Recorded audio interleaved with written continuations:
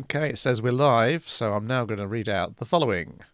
You are listening to Let's Go, the weekly anime podcast about weekly anime from Dynamite in the Brain and Secret of the Sailor Madness.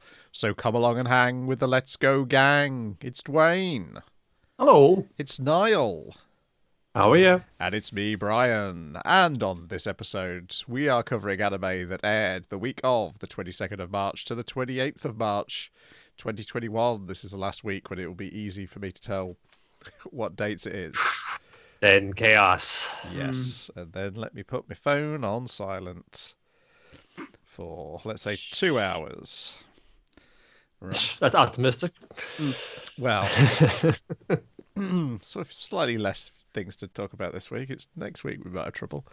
Well, actually, no, the week after. Hopefully something's bad next week, and then we can all safely say we don't want to watch the second episode of that, and we can move on with the first episodes of other things. The back arrow just tanks it straight away. I don't think so, though. First up, we've got VLADLOVE, episode 7, Day for Night, in which it's Maki's turn to shine and for her to turn into Megane from Urusei Yatsura. Who likes French New Wave cinema? There is an episode of Urusei Yatsura where they make a student film, and I need to go back and watch that to see if there's any references to that in this, because there's a lot of Truffaut references in this, but they explain most of them. But I'm not familiar with Truffaut, but in looking up, I was like trying to find the scene of the cat that they're trying to recreate in the thing, but then I discovered that in the Day for Night film that this is referencing. So the entire episode is a reference to Truffaut's Day for Night. Maki's trying to make a homage to the film within the film. But it's meant to be just the promotional video for the blood drive they want to have. How does this relate? Don't worry, we'll fix it in post. It will cost us 500 grand, and somehow the head of the karate club has required this 500 grand through means we never learn. He says he earned it. He's a smart guy. You know, I'm sure he can figure something out. I will say, let's start heads up. This is my favorite episode of the series so far. Really? I had a feeling that might be the case. Particularly for the cat scene. But the cat scene, as it turned out when I was looking for the scene they're trying to make in Day for Night, Truffaut's Day for Night, there is a scene where they're recreating that scene from his earlier film. But as it's being shot, and they can't get the cat to drink the milk, just as they can't get the cat to drink the milk here. Well, they've got an additional problem, is that the cat they had, which was supposed to drink the milk, has escaped, and he won't show up for another week. So the cosplay captain offers to dress as a cat and be the cat for the scene. I did like one of the shots was her like meowing and going up to. It's like, okay, we'll try one. Okay. Yeah. So we're not doing that, but we'll see how it looks. We'll fix it in post. Like the entire thing is like, oh, we got this very intricate plot. We have no script, but we can always work together the scenes in some kind of sense later. And I was just like, no, you cannot. Don't never do that. That final punchline of the reveal that, because normally the way it would be is you see like snippets of what they're filming each day, and you don't get the whole story. But we're told mostly the whole story without a script. But the punchline is that literally all they filmed was all we saw them filming in the previous parts of the episode. That's as much footage as they got. Oh dear. Oh, I was trying to find that quote from the director that when Shiro was saying, we need 2 weeks to do this. No, you get 5 days. If you can't finish shooting in 5 days, never finish shooting in 5 years. A certain famous director once said that. Trying to nail down who that was, but I'm not sure. No, I wasn't sure, because everybody else they clearly identify and then draw loving portraits of them. We're going to shoot this Jackie Chan style. This one that just comes, arrives in the day, and we just roll with it. Just go straight in there. We shoot the scene and then we add it to the plot later. Yeah. That's for fight scenes. That doesn't work for your weird romantic thing about a blood drive. I still don't understand the plot of this. How expect to get people to join our club? I don't know. It seems like a very harrowing experience where it involves you getting into a car crash and the car going up a cliff and exploding. Why would we need a stuntman for that? We shot with a rear with a projection, so it seems like it's driving just rocked the car from side to side. Why did he blow up the car? Dear. And then when we see the final shot, it's just a toy car blowing. Yeah. Poor fellas from the karate club had to die for that. The opening scene, the head to the karate club basically just kidnaps Mai because he can't hold himself back. He's been, in return for the money, he's cast as the romantic lead. I mean, like his role is like basically you're gonna try and win her over from her fiance, and then but like this is the bit where we're establishing that, and so he instantly goes like, okay, so this is my motivation. So I was like, kidnap her now. Gotcha. It's like, no, this is foreshadowing. Oh, god damn it. Still the teacher's Vesper rather, and but she's like, oh, it's okay because I've set up an anti-theft explosion device on the spark plug, and now I can get a new Vesper on the insurance money. These kids do not commit insurance fraud. That's bad. Blowing up 2 people on your Vespa, no problem, but insurance fraud, hey, whoa. Not These are cartoon characters. They can get away with crimes. Yes. You are not a cartoon character, and will not. Well, he's in. I was going to say he's in hospital. Isn't he in a coma for a few days after this? Well, so they can't shoot his scenes. She thinks he's going to be, but then that's at the dance scene when they tranquilize. She has to tranquilize him with like multiple giant tranquilizing syringes, which she thinks will knock him out for a week. But no, he's back up again the following day to shoot the final scene, which is the first scene we see them shooting at the start of the episode, which is where she hands Bamba a gun. Live action hand as well. That was pretty funny. Yeah. Like there's not much plot. It's just Oshi getting a load of references in. He gets to salute Truffaut, who I assume is one of his heroes, or maybe he did all this in high school himself. Maybe he set out to make... He's taking the piss out of his high school directorial self. I'm deeply suspicious. I'm suspicious that he may have been the sort of student who was in love with Truffaut and was going to set out to make something in his honor and created just four disparate scenes which did not connect together at all. Yeah, when you're a kid, you're making like your movie at home or whatever, and you're just like, oh yeah, just the big action scenes, and it's like, so it has the big emotional resonance of them dying and shit. And it's like, yeah, but you got to build up to that, dude. You got to work. Not understanding the purpose of it. I'm guessing like a lot of the shots as well. I don't know if I can have the references, but there were like particular shots of like it slowly like zooming on her in the director's chair and everything. And I was like, okay, that's. I bet I don't know what that's from, but I bet that's from something, that kind of thing. That's the thing, and I think they give you enough information that even if you don't recognize, I'm sure if you know Truffaut, you get even more out of it. But it still works without knowing. Yeah. And I think it's broad enough where it's saying this is like a lot of motifs that kind of became indicative of what French New Wave cinema meant to people. So you probably seen something like this, so it's coming across your vision even if you're not super into it. Yeah, even if you haven't seen any of the originals, you've probably seen, like this, someone taking off that kind of thing. Yeah. And Truffaut is like one of the big names that you would drop to say, oh, this is like one of the leading figures of that, and you may have heard of that at least on, I don't know, Jeopardy or something. Yes. And that's reinforced by the story itself, where Bamba's like, this seems familiar to me, and that's just the bait for Maki to leap in and show off her knowledge. Yeah. Well, a friend of mine, he's a big movie buff. He's actually directed and actually made some films himself. Big Truffaut, not big, buff. I think I've found the Vector, which I might get him to watch that. Sure. It's like, this guy gets it. This guy gets it right here. And then the last thing is everyone's complaining about the terrible film they've been made to watch at school, and Maki's already on a train leaving the town. A director almost faces up their responsibilities. Yep, I had to get on this train and get this lunchbox. I love as well, they're also doing like the projection, like the footage outside the train windows of the rear projection. Like I described it on Twitter last week, it's Haybot for GCSE drama teachers is how I feel. I mean, I'm specifically thinking about my GCSE drama teacher, who would have loved last week's episode and this one. But I imagine that probably goes for most GCSE drama teachers. It's just, yeah, he just hits that spot. And then next week it's a long story where it appears to be all of I can't remember her name, the Chihiro. Yes, all of her origin story by the sounds of things. They teach you a lot of things in the army, but they don't teach you how to live with a mistake. And it appears to all be done in the same style of the brief long story she's told in the past. Yeah.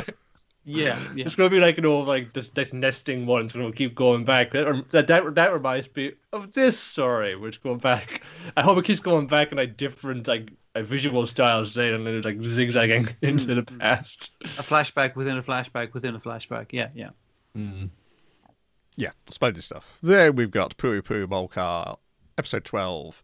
Let's Molcar Party, in which Potato returns home with its owner, puts her to bed. Well, puts her to the sofa. I do like the house is just inside a garage. Yeah. Garage is connected, there's no separation. Yeah.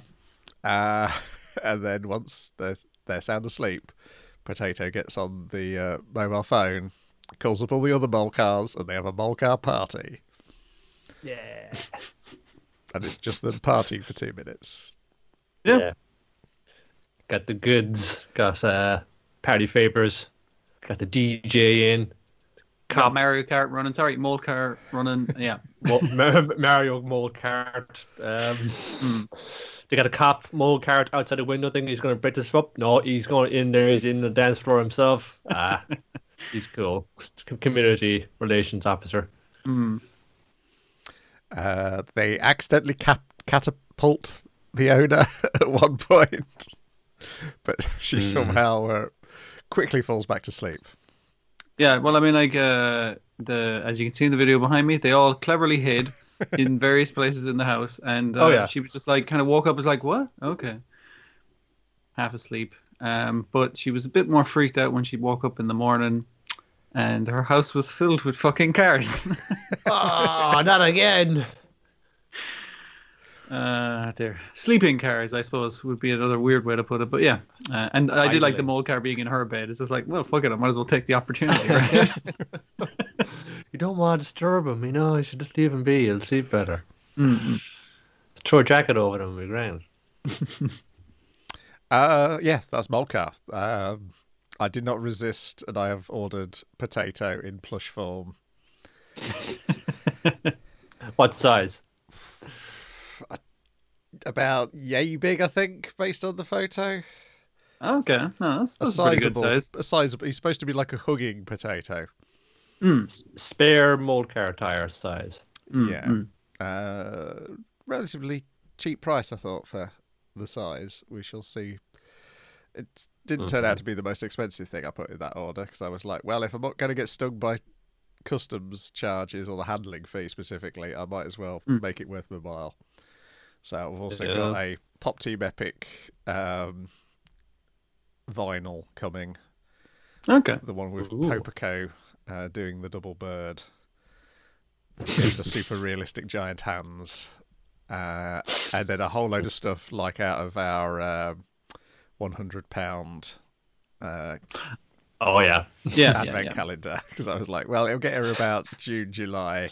So I might as well throw some Christmas presents for people in here as well.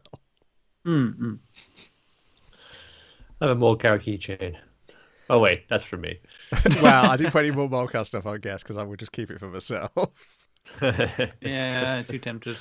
Yeah, but let's get in there now, folks. It'll make a wonderful gift because it's up there on Netflix now. It's going to just bed in. It's going to get a lot more eyeballs out, and then the kids be saying, "Mammy, can I have a Molcar for Christmas?" You gotta give them next best thing, Molcar keychain.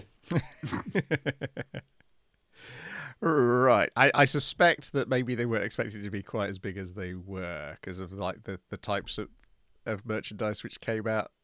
It was like the very simple, like quick, like acrylic prints and cutouts. Yeah. Early on, And then they almost basically had to apologise for how late it was before they started getting those wool felting kits out. It's like, yes, I know you want them. Here we go. There's 2 of them now. There'll be more along later. We're so sorry you love our cartoons so much. To the point where you see the thing on Japanese Twitter yesterday, when the trending was Pui Pui Molcar episode 13 and mass hallucination. Mandela effect, we named the Molcar effect.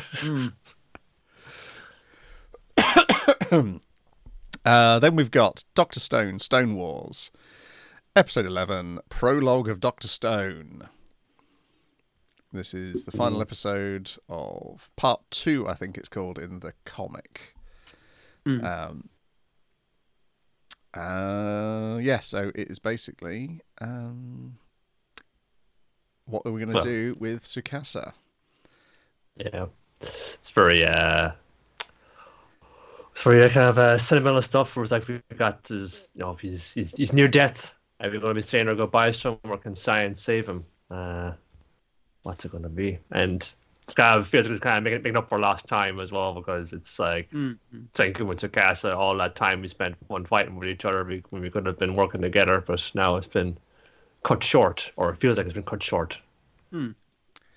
But so they're going to freeze him, put him on ice, and then we get a nice little conversation that I'd completely forgotten about, and I now realise is massive foreshadowing for probably the end game of the series. Yeah, where they're talking about, he's asking Tsukasa while he's getting the ice ready, or the freezer ready, is like, if you were to go to space, which 2 people would you take with you? Hypothetically speaking, of course. Yes, hypothetically speaking. Should this ever come up in the future, who would you take? I mean, it's not like it hasn't been a thing he's been talking about since he was a little kid. So yes. Yeah. But he says Taiju and you're too wimpy, Senku. I'd have to take. If I'm going to take a scientist, I'm going to take Chrome with me. And I was like, oh, okay, that's interesting. I now have to remember that fact for, I don't know, 2 or 3 years down the line. Yeah. But you remember the sad moment when it was just like Senku was going on. It's like, well, yeah, that one made sense. No fun, science this, science that. Isn't that right, Tsukasa? Isn't that right? He's already gone. Yeah, and because Tsukasa, he's talking shit. It's like, oh man, do you remember when me and you and Taiju were getting mushrooms and he had that poisonous mushroom like the one in Super Mario? But it like Mario isn't fucking getting big. He's just high as fuck. And Tsukasa's like, do we have to talk bullshit? It's like, can we just talk bullshit a little while? Yeah, it's like nice. I can't deal with this right now. It's nice to show that like he's not an unemotional robot. It's like, no, fairly emotional guy. Yeah, it's like Kohaku is this kind of primary narrator for the episode as well. It's kind of just like looking at it from a distance and just like seeing the, thinking back to how they first met him where they're at now. Yeah, for both of them really, and now seeing like they've come to this accord. How good these guys who were directly opposed to each other, they've now have this moment when they've met in the middle, but it's at the end, and that kind of melancholy, I suppose. Also, good news, Joe has found his way back up from the waterfall after he was thrown off in a flashback in the last episode. Also, I noticed in the background while she's doing her monologue, he's sorting through the corpses, the bits of shattered fucking people, trying to sort it back together, and he finds a new eye one. He's like, oh brilliant, I'll just wear this one. It's like, dude, that's someone else's eye, you can't wear that. You gotta get that back. Yeah, because you lost the last one. If you lose this one, that's like a person we can't revive. And we also get a brand new character introduced, not the one that people were hoping would get introduced this season. No. I can't remember his name now. It's the manga artist. The manga artist. Yes. Yeah. Because the problem is when you search for Dr. Stone manga artist, you just get Buichi's name come up. Yeah. And clearly... No, the manga artist in Dr. Stone. Yes. Who, this guy, what's he talking about? He's clearly standing for Buichi and Riichi Inagaki. He's there standing. I did like the fact when they... they bring him out of the stone, he's still using his mouse. Just missed my deadline by a couple of 1,000 years. It's okay, Oh, it's I'm okay. gonna We be got in paper, we trouble. got ink. You do your thing, buddy. But yes, he turns out to be. He will be a regular character going forward. Normally, when somebody the creators of the comic have to relay a piece of information that none of the other characters in the story so far would know. Yeah, you gotta be speedwagoning. Yes, and occasionally draw a thing. But yeah, this is part of their plan because they need to introduce entertainment to the stone world. So, what better way to entertain people than a manga artist? And then, in a scene greatly stretched out from the comic, we get a little fantasy bit where they're imagining what it's going to be like when they build a ship. Avast. We will plunder this world. Yes, they got to go find out where this thing came from, this green light. And to do that, you got to travel across the world. And to do that, you need a ship. But only if we had someone who could help us in this endeavor. Because that's the key point, isn't it? They need to find the secret of the petrification so they can petrify Tsukasa, then depetrify Tsukasa, and that will heal his wound. Because the idea is like they've just cryogenically frozen him essentially, which we don't have a fucking cure for right now. But like the being petrified and depetrified would fix that. Yes. Since it could fix like any kinds of crazy fucking illnesses which you is had before. A handy reminder for what's happening in the comic. But it is like demonstrating that the limits that we understand at least of currently of what that effect can cure essentially. So it's like, all right, that might be pertinent to what's going on now. So, no chapter this week. What's happened, everybody? Are you okay? I don't know. It's a bad time to be caught up. And then the very last thing we see is that little tease of the next new character we'll be introduced to. There's no time on it, but I think the third season has been confirmed, so that's good. Well, of course it is. This thing is it does pretty well for itself, I understand. So getting all the promotional tie-ins, so yeah, I'll be doing okay. They need to get at least another movie or a movie out of it. Yeah. Yeah, and I guess the next few arcs, there is the chance you could stick a movie in there, and it wouldn't upset the continuity any. On the boat, they hit this other island, do a One Piece thing on it. Exactly. Yeah. Once you've got a boat, it makes those things a lot easier to add into the story. But we're going to get to that boat first. I believe the next bit will open with a boat design contest, which is a lot of fun.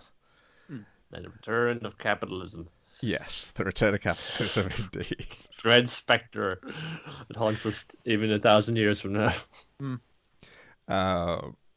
Yes, it would be terrible if two devious minds took advantage of that.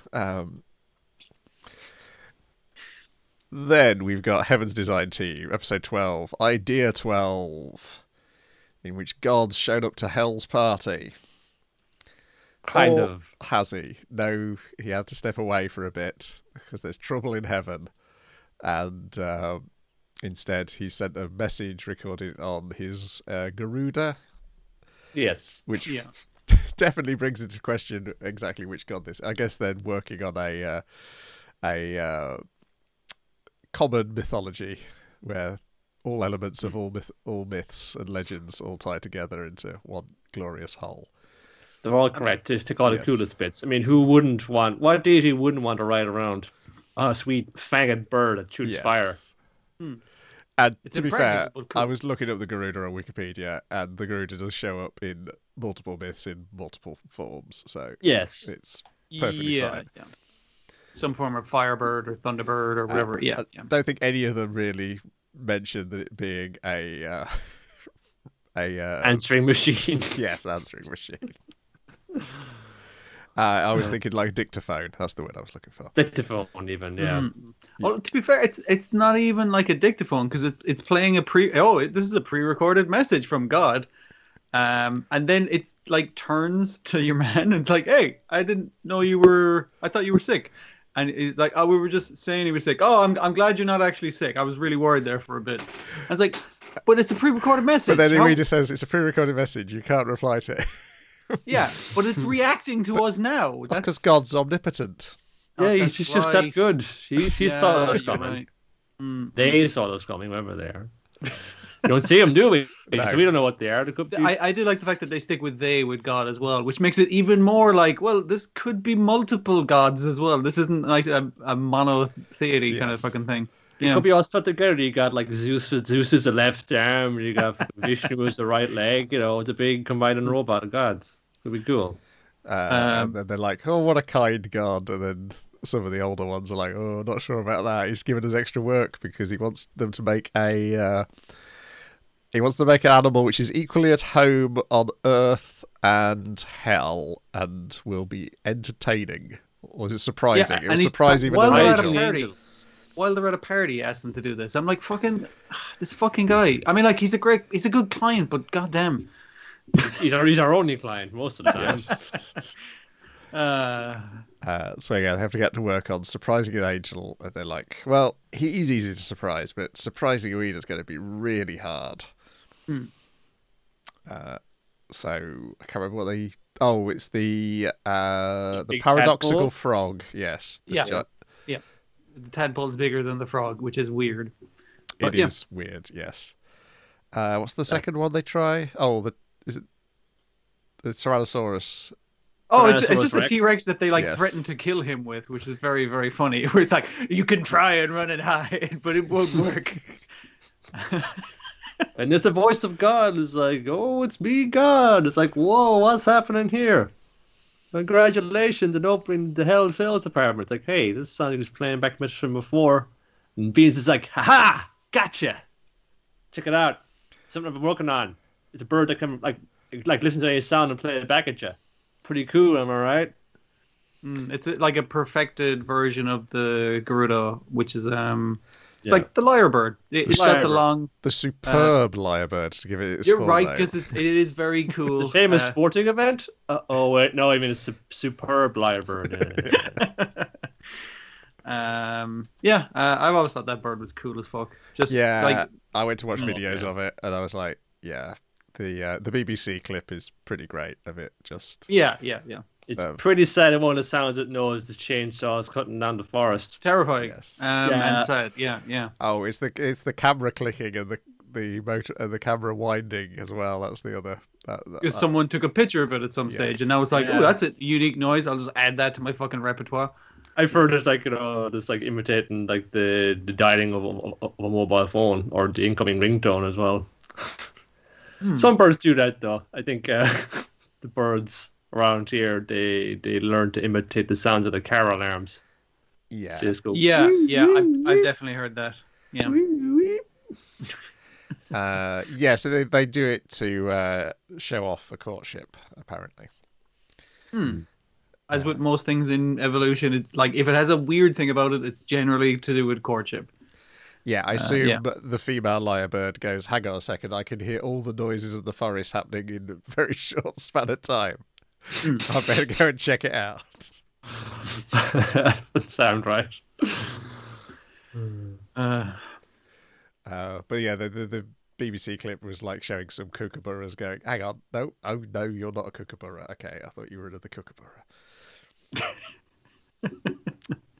That's me anthropomorphizing a bit, but that's essentially what was happening. Because they were saying, in as much as a bird can think that, they were showing that in imitating the calls of other birds, it can attract those other birds. It's that good that the other birds will mistake it for a real call. And then the second part is they're doing some tidying up of some old designs, and Shimoda trips over one and looks at it, and it's this cute pink mascot type creature with angel wings and green antlers, and he's like, what did this become? And they looks kind of like a Care Bear, I guess. Yes. And they're like, well, we'll give you some clues, see if you can figure out. And I figured out quite early. I think it was the height thing. was the thing where I was like, oh, it's him. See, I was wondering, was it him or was it the design for humans or something like that? This is an early draft or something. It was like, we're going to make it this stupid looking thing. And it's just like, eh. So we all have different tastes. We all contributed and we all like it. Yes. And it is cute. And you can't eat it. You can't eat it, but it does satisfy my hunger. So it's just like, what? Is it fuzzy? No, it's not fuzzy. And he's kind of looking at it, like, it looks like a predator. Is it a lion? It's like, no, here's the original design for a lion. Initially, it was like the male was huge and had wheels for back legs. And it was all this kind of like, we were just trying shit out. Yeah, the wheels, like, when it was super loud, I wanted to do tracks everywhere, so it wasn't great for hunting. And it kept getting stuck in the mud, like. Yeah. How about this? With the animals, was it a deer? No, here's the original deer. It's like, oh, so cool. Like, it's like a tree in its head. It's like a fairy tale. Yeah, but it's kind of dumb because then they snap off. And it breaks off too easy. So we just made them regrow every year. Much easier. I love how they read the doe. Oh, here's the doe coming up. It's this like majestic stag with the banners, and it snaps off. And then the look of disgust on that deer's on the doe's face. It's just like, I haven't any of that. But yeah, it's a fun one because that's a lot of the fun of these. It's like figuring out what the fuck are they making right now. I don't actually know. And sometimes you figure out early, and it's just fun to see them get there. And other times it's like, oh, okay, that's pretty cool. Yeah. Yeah. And it turns out it's not, they didn't literally, because he's like, oh, you made me. And they go, no, you're an ordinary creature created by God. You're just the replacement for the thing we made. We needed somebody to assist us, so we made this thing. But it turned out it had to be really tall because otherwise it just couldn't do any work. They wouldn't be able to photocopy things or use the doors. Yes. Yeah. And the voice. Oh my voice god! Was a mistake, and it's clear Saturn's at fault. The look he gives when they're like, "We don't know who decided to give him that voice." Yeah. What was one of his clues? One of his clues is it's not a horse. That's it, yes. And Mercury's is he's not a snake. And he's like, those aren't clues. I can see it's not on either of those things. So it's a pretty fun one, and it's also like the weird thing of it's like, oh my god, you guys designed me and you all love me. Oh, that's so sweet. And they're like, oh, thank you, our creation. And it's just a weird interaction that you don't get many things. It's nice to have colleagues you enjoy working with, and you have like a productive partnership. That. Thanks for all the hard work this year. We made a lot of crazy, freaky animals. I wonder what next thing is. Oh, back at it again. A bird that doesn't lay eggs. Oh God, you rascal! We gotta start this one. Crack this code. Which I, of course, looked up afterwards to see what kind of bird doesn't lay eggs, and it's this kind of smart other answers like, oh, a peacock. Yeah.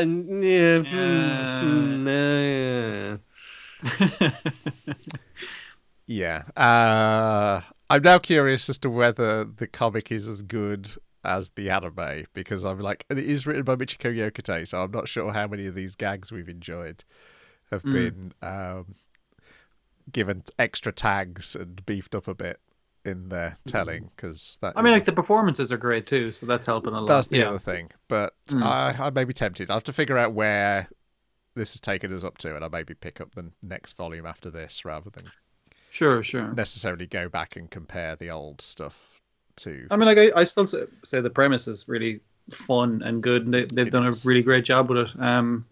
I expected to like this. I didn't expect to kind of love this show. It's great. Yeah, there's been a good couple of ones where it's like, here's a fantasy story with which we can explain complex scientific principles to people. What are you talking about now? It's about creationism, clearly. It's very. That's entirely what it's about. But no, we always love cartoons that trick us into learning things, and that's true. Oh dear. I think this is the first thing I've liked of this director's. It might be. Wow. Because I wasn't a fan of Chaika, the Coughing Princess. But that's because I made the mistake of thinking I could hop into the second season, wasn't it? Yes. I made that mistake watching it at first, which was a bad idea. I don't know, but I did like. I think I did like the few episodes of Scrapped Princess I saw. way back in the 17 years old at this point. 18 years old, in fact. But yeah, I was expecting good things because it was Michiko Yokotei and it was a comedy. I was like, okay, that's exactly the sort of thing I want to see. Next up, though, we've got Jujutsu Kaisen, episode 24, Accomplices. Tell me about it while I try and remember what... Oh, I do remember what happens in With a Dog and a Cat. Okay, carry on. The important part of this TV block.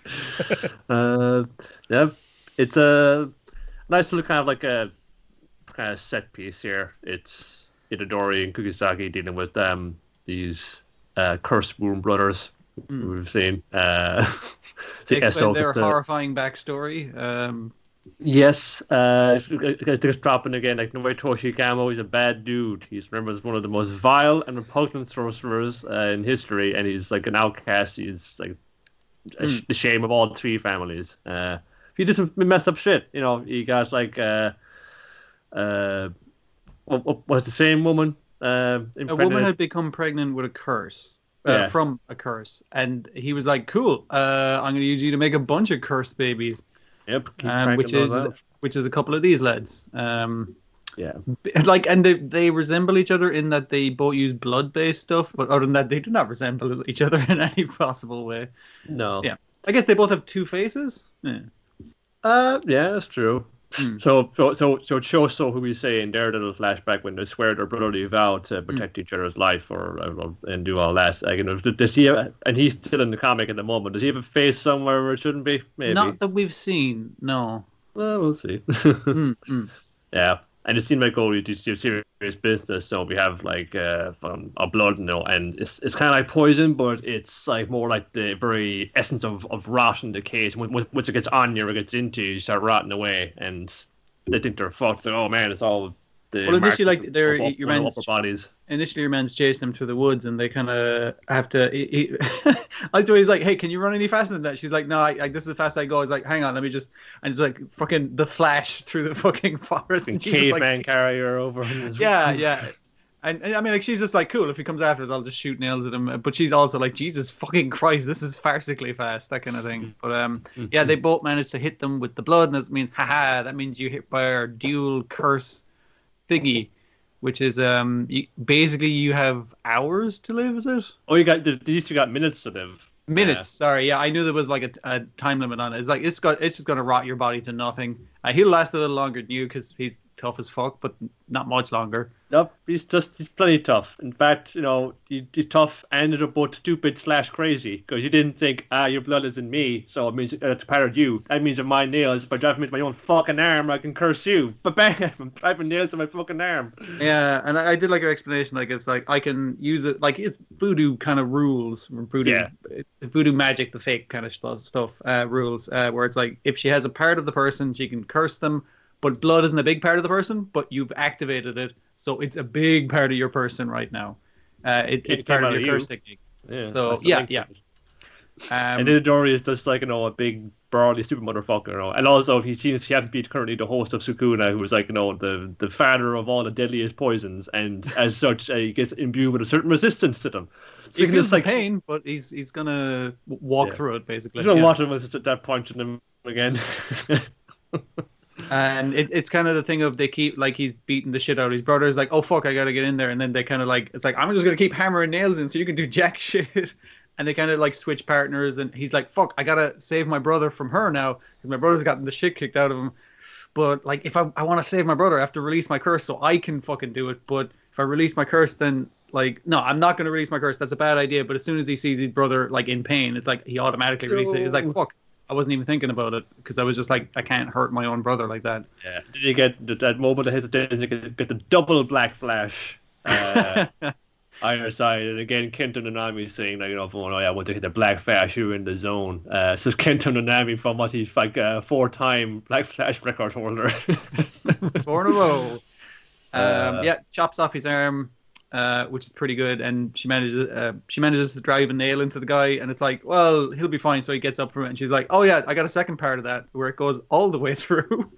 It does go all the way through, like just splattering his brother on the fucking pavement. Then she nearly gets hit by a car, so he hops on the back of the car. I guess kidnaps the guys in the car, going like, "Keep fucking driving, or I kill your mate." Like, yeah. Fun Yuji just fun pegs it after him then, and then it's like it's a whole coordinated thing going across the mountainside. It's just still got his arm, got the nail, pow. Again, gets him off there, and then Yuji can finish the business, but not without a certain kind of, sorrow coming over him. It's like, "Fun, sorry, man." Because they noticed before when they exploded Kechizu, the monster green Hulkman brother, the body didn't fade away. So because that's a physical body, some kind of physical body, some kind of physical being. So and as they're kind of walking back through the woods to find their buddy, he's like, "Hey, is that the first time you killed someone?" And she's like, "No, but like I haven't killed nearly as many as you." She's kind of being shitty about it initially. My score is better. Yeah, but it's a good kind of bit of like expounding on her in this like especially like with this episode here, because I think she's got lesser partner's got less going on in the trio here. Her power isn't as good, except like it's like a weird technical power that it's like you can do really interesting shit with, which I love those kind of powers. Yeah. And also there's like the very sneering anger she has. She's like, "Well, do you go fucking take me out with this? You forgot I'm crazy." After the nails of my own arm.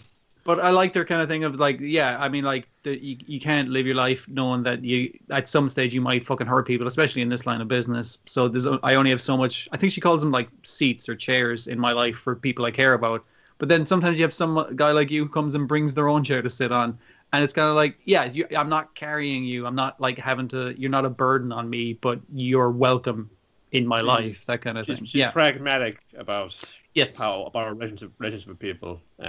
She will discard and do that. But it doesn't mean she's not open to forging new bonds, as I say with Yuji as you come in. She's not completely just fun closed off and professional like that.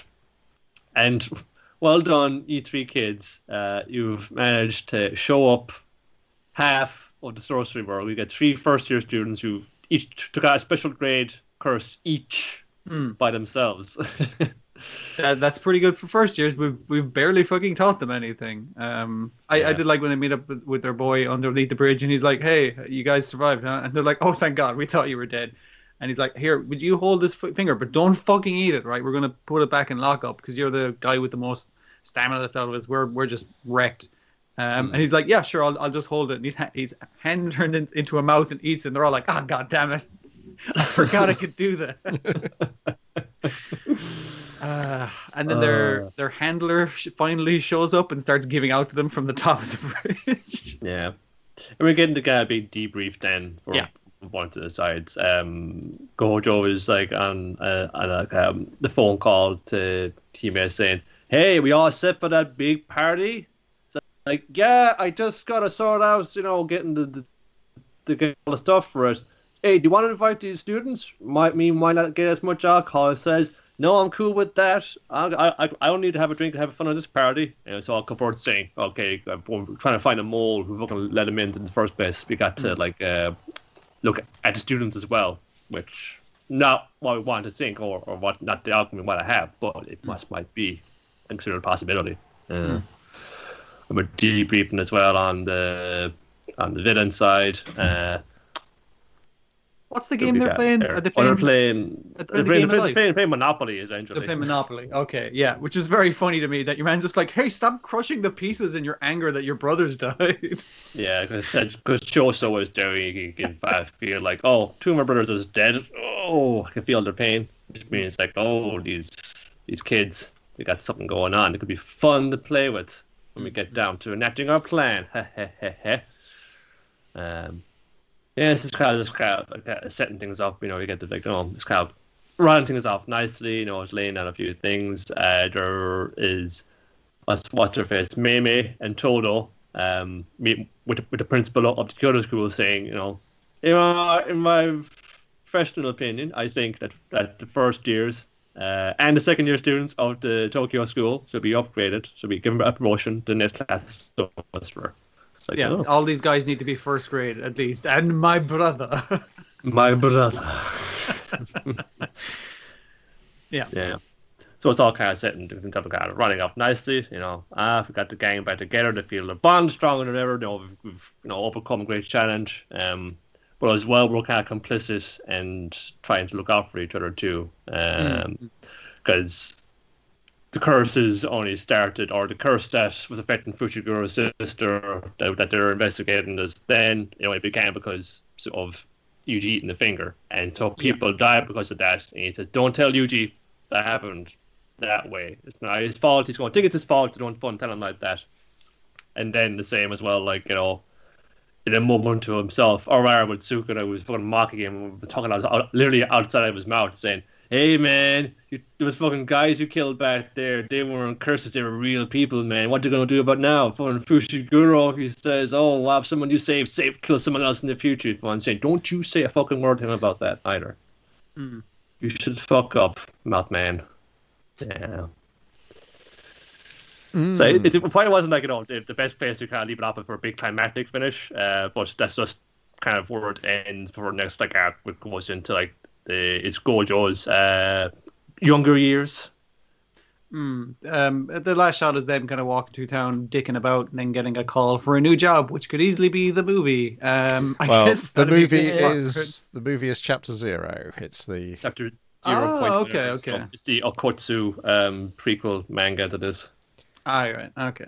Yeah. It should be cool to see as well. And again, that will become relevant at some point in the future when they get to that stage. And Season 3, I get. Yeah. Season 3, I guess they'll get to that bit. I think they can cover the next 2 arcs in another 20, probably a 26 episode season they might have to do, rather than 24. But I think they can get it all in. Yeah, like the Gojo's younger years arc. Feels like it was long to read, but I think they'd actually be able to condense a lot of that into fewer episodes. Yeah, and then the rest of it is a massive arc. Yeah. That it does got a big climax, which it can definitely end off of. Yes. And then at that point, we're like, it's just going to leave it for a bit. Let the like they'd have to wait for it to catch up a bit, or for it to end if he's of if course, the author's correct in their assumptions of when they're going to finish it. Game of Life apparently is what they were playing. Oh, Game of Life, yeah. Oh, okay. It was something about the colored wheel thing, and I was just like, that was it to me. Yeah. Yeah, that's the one of the 2 anime board games. It's that and Pop-Up Pirates. I mean, like, why would you play anything other than Pop-Up Pirate? I don't understand. Game of skill.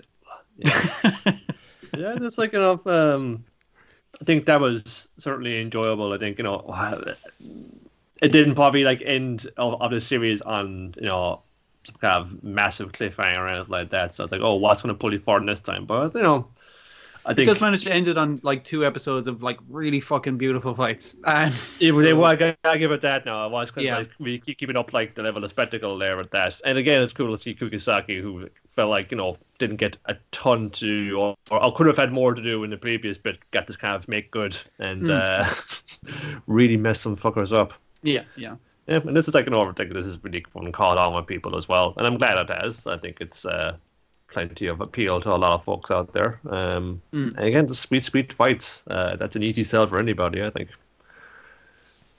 Then we've got With a Dog and a Cat. Every Day is Fun. I now notice that the earlier episodes have got titles, but not this one. Episode 24. Retroactively add them, yeah. Which I think they did for Bono at some point as well, didn't they? Yeah. It'd be nice if they retroactively added like 3 seasons worth of Bono. That'd be nice. I'd like that. Free hand in the market. I mean, it would make the podcast a lot longer. I mean, we'd probably do the thing of we'll catch up eventually. We'll watch we'll abandon everything else and only watch Bono. Let's go, Bono. We can podcast about Bono animation. Well, we could do that with the 90s series.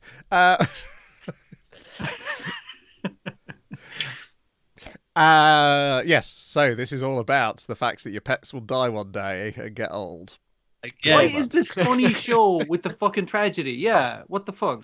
Because the lingering dread never quite departs from you. Yeah, I suppose that's true. Yeah. I wish Kuroneko was on Crunchyroll. That's another thing somebody could pick up, because that opens with a cat dying.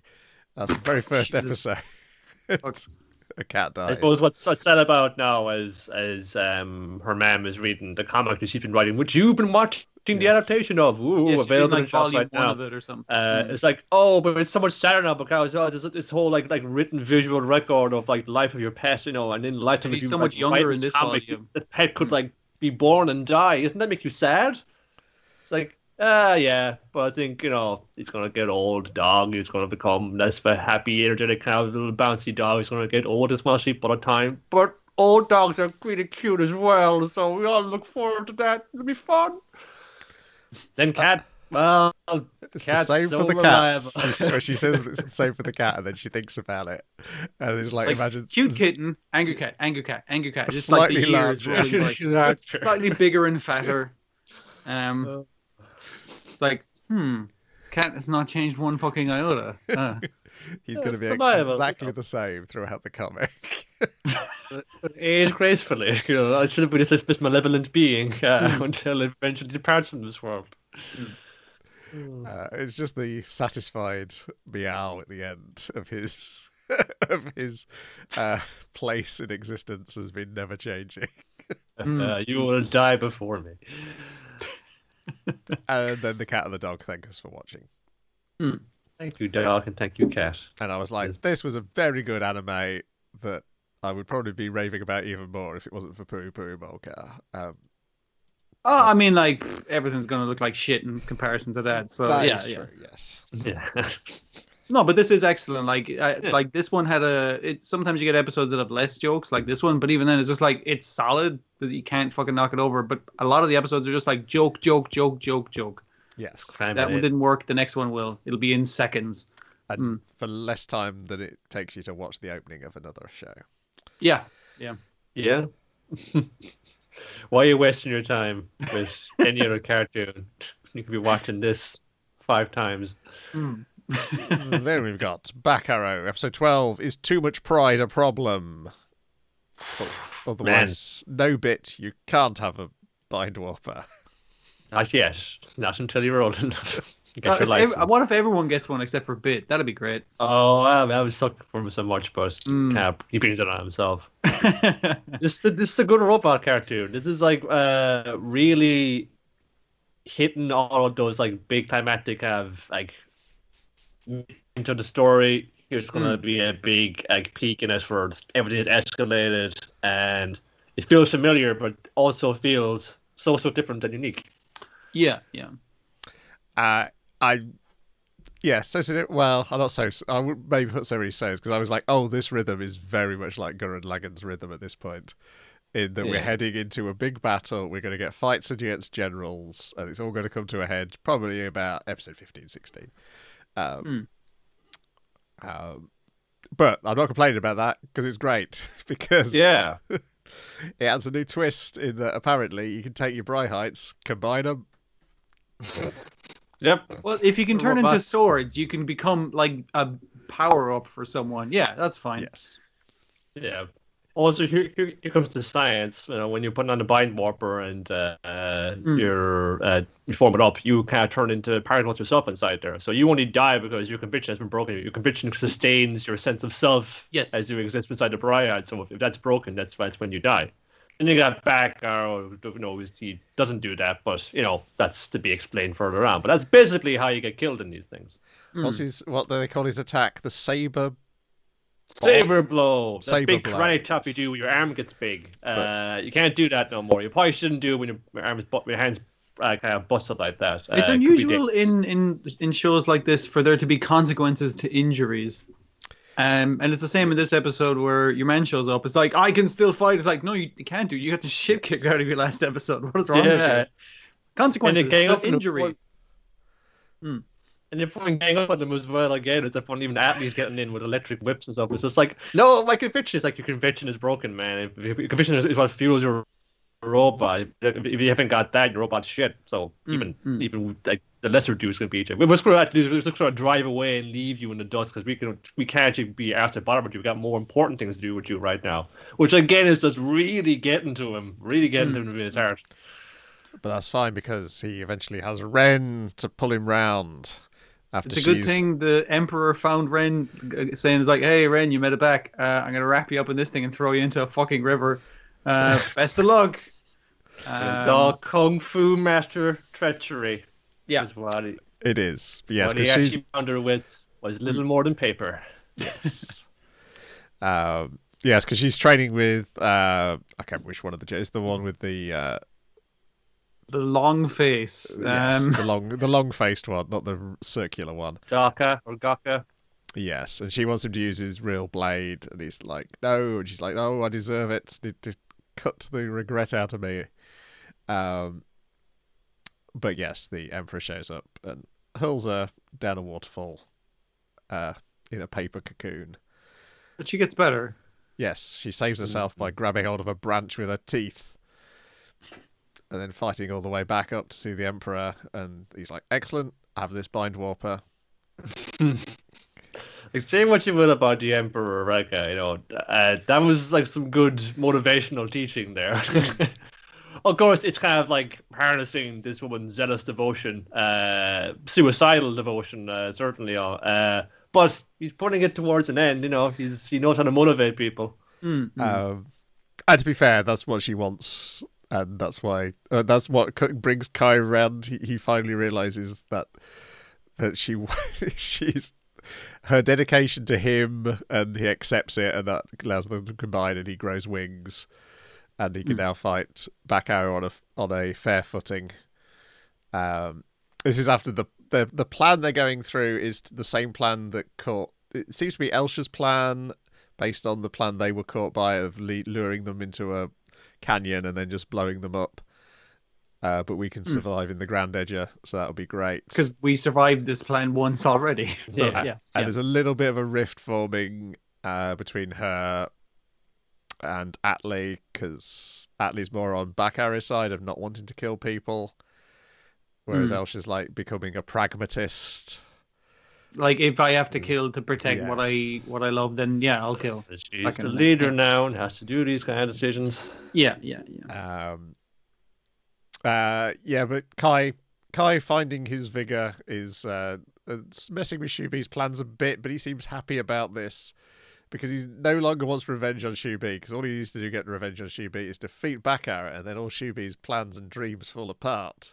Yep, because Shubi's put all his stakes into Bakar. I was like, that's what the way he's saying. That's what Kai thinks he's done. But the calculations. Yes, but that's the way he's making it seem as well. He literally said to Bakar last episode is like, "Hey, Bakar, you should be the king of the world." But he's also pointed. He says this episode that there's still secrets for the Grand Engine has to reveal to him. Which, of course, we all know turn into a robot. He's there looking at the plans of it, and I was like, okay, those are legs. Yeah.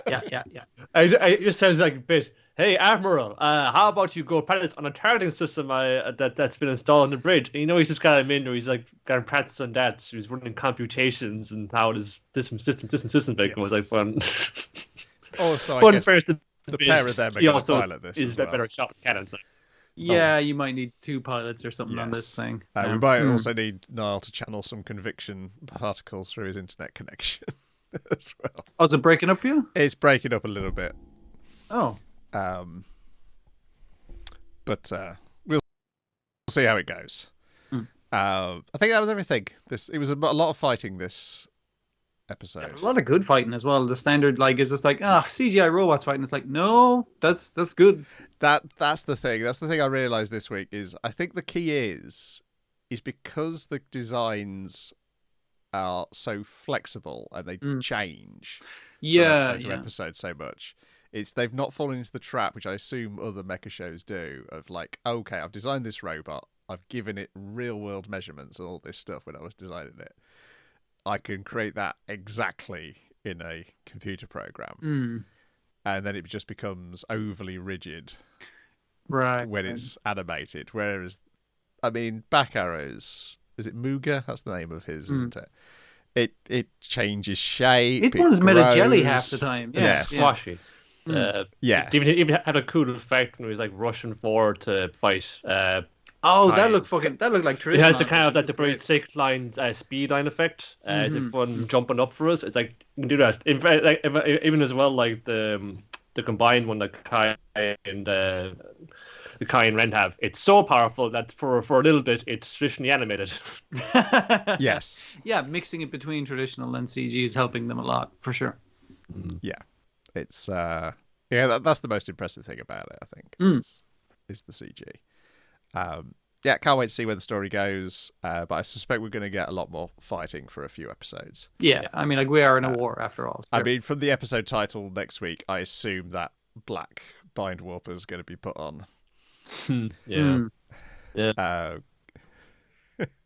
There's also the kind of bit as well where that conceived of your conviction equals your robot. So if your conviction is so and so way, your robot is so and so way. But that means that dramatic like decreases or increases in power are tied to the personal drama you're going through. So Kai's like, he's feeling like sorry for himself, and that's going to affect him fighting. But it's like, but he gets his mid-season power because he fucking learns to change his perception of things. He grows as a person. So his robot grows more powerful. No, it doesn't seem like it's some kind of bullshit thing pulled out of nowhere. It's actually tied to the character's development in and it's proper way.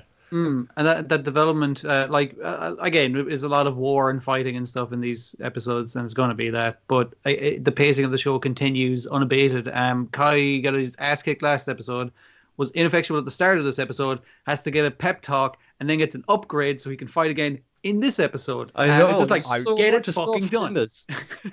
I wonder if that'll be mirrored by Prax in the next two episodes, because she's down on herself this episode as well.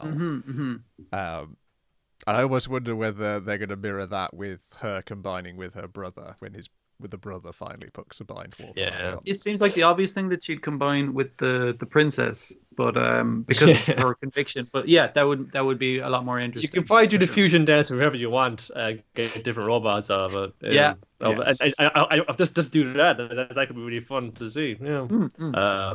Very important as well. And Shubi points this out, because you got to really increase your conviction when you're like using your Brihai. So you got to make sure you give your techniques names. Because your belief the way he the world better. Well, and I think the way he puts it is it makes it easier for us to shout orders at you. Yeah, that too. And again, I think that might be like him revealing his hand a little bit, but not enough that you could figure it out as a person on the ground. It makes it easier to control you if you like. Basically, Bakar was just like, I'm just fucking hitting them with my right hand to finish them off. It's like, yeah, but we'll call that an attack. Yes, and you're not to do it because you have to find other ways. So you might end up having to kill them because that's the attack which doesn't kill them. Yeah. And of course that is the cliffhanger, is that he goes to do that attack after being told he can't do that attack, and he starts screaming in pain as if the arm of the mecha itself is in pain. Which was I felt like a weird cliffhanger. It was like I think we don't understand the significance of it, so it's like it might be fucked up in the next episode or something, but we don't know that yet. And the other thing I noticed this week is that I got the thing on the old Netflix app saying see what's coming up. I put it up, I was like, oh, okay, I know that is a Nakashima play. But it was like Spring Season. It's one of the sequels. So then I checked and I was like, oh, there's one already up. It's the Seven Souls in Skull Kingdom series. The first one of those is up. And another one goes up Thursday as we're recording. Okay. Interesting. So if you want to watch one of his plays, you can now. I think I've seen a film adaptation of one of his plays before, but this is just filming a play it's in the round, in like a big old round, but it is in the round. So yeah, I'm interested to watch that. I'll try and get one watched before we finally record our Kill the Kill podcast, because I did have them listed as a thing to talk about. That's an interesting thing to get as well. Because maybe the name is out there enough that we can. Oh, we've lost you completely now. We might have to reboot you. You completely froze there.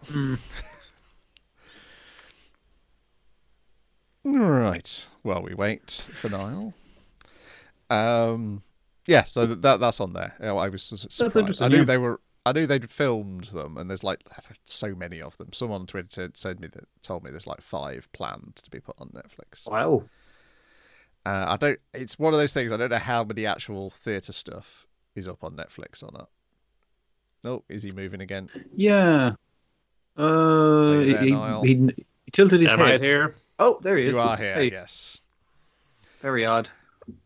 I know there's like loads and loads of German films that never seem to get recommended to me, but I know they're on Netflix as well. Maybe it's a thing of like the anime that he'd been involved in that is on Netflix was doing popular, so they picked up a bunch of rights to the plays on the cheap, or cheaper than it might be for a show. Or maybe they picked it up for Japan, and it just happens that the license covered it. Yeah, the license covered it for multiple countries. I imagine that's probably. It could have been a package thing. Yeah, which you often do as well. Right? If you want these, you gotta take these as well. Could be. Still an interesting game. Then we're on to Skate the Infinity, episode 11, King versus Nobody, or probably King versus Weather Forecast would be a more accurate title. Check the weather app. Fucking see what things are going to happen. He wants to fail so badly, then let him. It's his own fault. But it was such the right arrogant thing for him to do. And it was such the right arrogant thing for him to lose on, yeah, or not lose, but to get like a moral loss. How about that?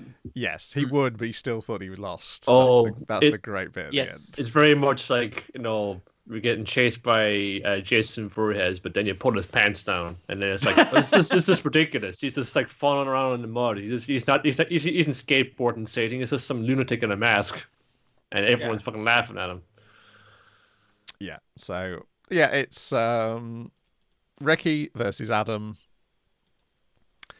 And a lot of people who could give him advice are hospitalized. Yes. Fucking Cherry Briar's own wheelchair was all tricked out with like the neons and stuff. Shadow's gonna make do with a hospital standard civilian model. He doesn't have good insurance, I'd say. He works at a flower shop, so probably not. I mean, he seems fairly well by the end of the episode, in that he's jumping up and down on his bed and has to pretend that he's not when the nurse calls out for him. Yeah, he had a head injury, which means take it easy, but he is pretty fucking tough. Yeah. Who brought him in that projector? Well, you might just have it on him. We know somebody who carries around a projector with him when he goes places. Right. So yeah, I assume he just brought it with him. Yeah, I can't remember I mean, so much of the second half stood open in my mind that I can't remember how it's all set up. Like a lot of the first one is like the prep, and in part prep, he's talking about fixing up his board, and it's like we'll try and use as many original parts because this is unsalvageable, but we can put together a new board. Do you want to put on the bicycle clips anymore? Because those are like training wheels. And he's like, no, we can leave those. I think I'm good without. And so he's going through the different. God, I'm trying to remember any skating terminology. Trucks, the different wheels, the wheels, the boards, the decks. It's kind of like reiterating again that Reki's sort of found again his place. Where he's like just kind of figuring out his place. And he knows his shit. This is the area that he's good at. He's good at like the technical aspect of it, of the minutiae of what goes into the board. Like you could say Cherry has got to figure these guys robot AI GPS skateboard, but not everybody can do that. But this is in their hands, and he says, "Oh, like no, I saw this wheel in this magazine, but it's skater and kind of showing how it kind of just blossoms out. No, you follow this story back and this story back, and you get this like broader understanding of skateboarding and where it came from. That's why he's good at. That's what he's good at, like conveying to people. And the Chekhov skateboard wheel is the one that is good for skating in the rain. Of course, it has like car treads on it, like tire treads on it that make it go slower, but they have more grip. There's the skate fan bit. Of, Japanese mispronunciation, and like I did like he was kind of like, what? But if you're like a fan of something, it's because you think it's fun. So I mean, like it's kind of the same thing. And your man's like, that's fucking deep, man. They're like a couple of teenagers. It's very good. Yeah. We got Snake trying to convince him not to race and wondering about whether he's doing the right thing by Adam, and then by the end he's like, I am not doing the right thing by Adam. Of course, I'm trying to take away the one thing that is fun. But if he learns it's fun again, then I've won. Perfect. Yes.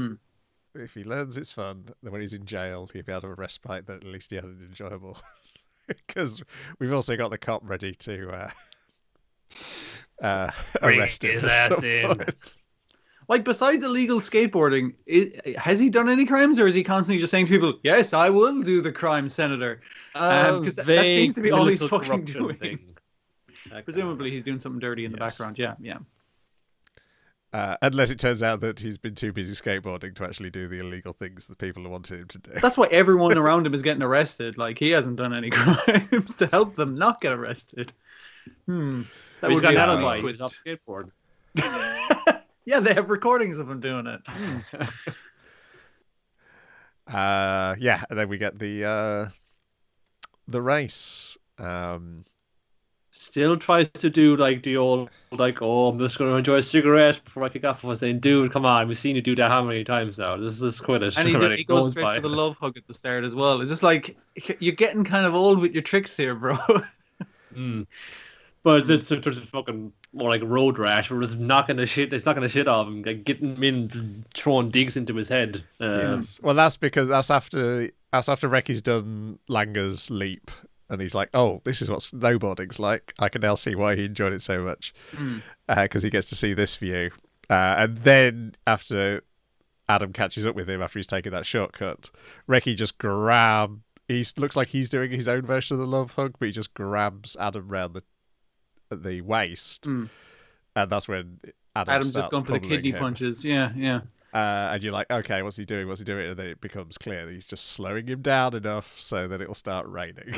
I think of some noise. I mean, when Adam was grinding his head against the fucking side of the mountain pass.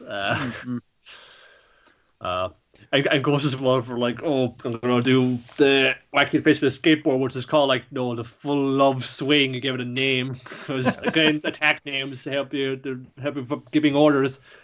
But he's too smart for that one. Only just throw the jacket. That's what you swung for instead. Nice to do a Matador move on the masked Matador. Yes. yeah. Oh, it's like. And he's falling around the mud. His wheels, he can't hit the corners right. He's just slipping and sliding. Everyone's laughing at him. It's like when he falls, because he makes him fall off the board early on. Adam makes Reki fall off the board into the grass because he's like, I don't want to fucking take you out right now.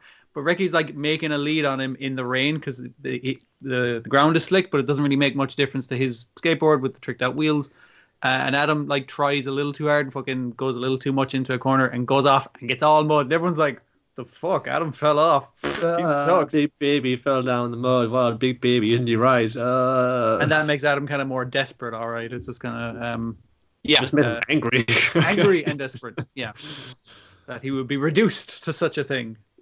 So by the time Reki makes it to the factory, everyone's kind of cheering for him, but Adam's hot on his heels. He's just fun powering through. Everyone jumps onto the crane hook. He swings down. Reki's board now is like just about holding together. It's just going to bust, and then it's the photo finish. But Adam wins by a nose. But everyone's cheering Reki's name, not his. Yeah, and it's like, hey, Reki, we know Adam is an excellent fucking skater, and you made him run for his fucking money. That's impressive. Everyone's just like, hey, good job, Redhead. It's like, hey, the guy's name is Reki, everyone. It's just like, everyone, we're going to forget poor, what the fuck was his name? Barry? Yeah.